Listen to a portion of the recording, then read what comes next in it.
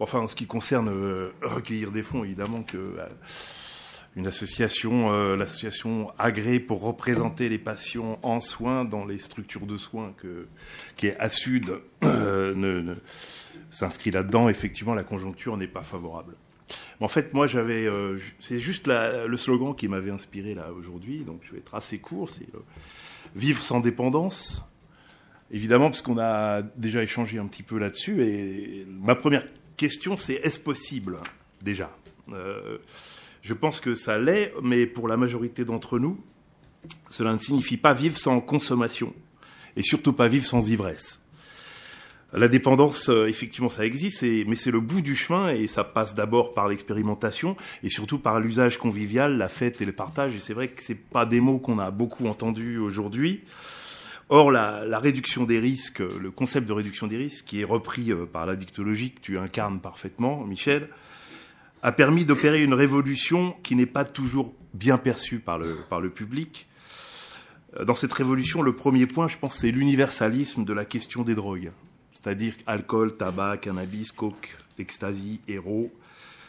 Tout ça, on passe du « eux » au « nous ». Et donc ça, c'est vraiment le « nous » que je voudrais revoir intervenir dans toutes ces conférences addicto. Hein. Donc pas avec eux d'un côté, les patients et les soignants de l'autre, puisqu'on est tous, en vrai, des consommateurs.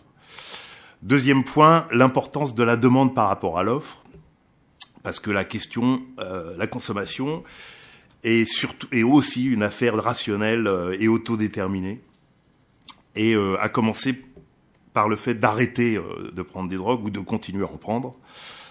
Il y a la phrase célèbre, pour la plupart des consommateurs, la consommation est d'abord une solution et pas un problème. Et c'est pas seulement une provocation. L'autre révolution que tu as introduite, et ça tu l'as dite, c'est l'abstinence qui n'est plus un idéal, mais un pis-aller pour les plus vulnérables d'entre nous. Et l'idéal étant plutôt la récréation, plutôt la consommation festive et maîtrisée qui, elle, réduit les dommages lorsqu'on prévient les risques. À savoir qu'on n'est pas nécessairement dépendant, mais qu'il faut effectivement disposer d'un certain nombre d'informations pour prévenir cette dépendance.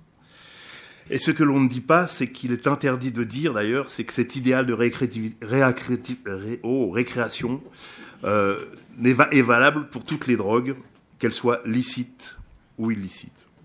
Donc la récréation, c'est vrai pour toutes les drogues. Donc voilà un chemin que chacun est libre de méditer. Les contradictions et les paradoxes qui rythment nos vies sont à l'aune des consommations. Et juste un dernier vers pour la route. Hein. À l'heure où on va réintroduire le droit de cité pour les toxicomanes les plus lourds en ouvrant des salles de consommation, on va sans doute aussi traquer les fumeurs de tabac dans les jardins publics. Voilà, à votre santé.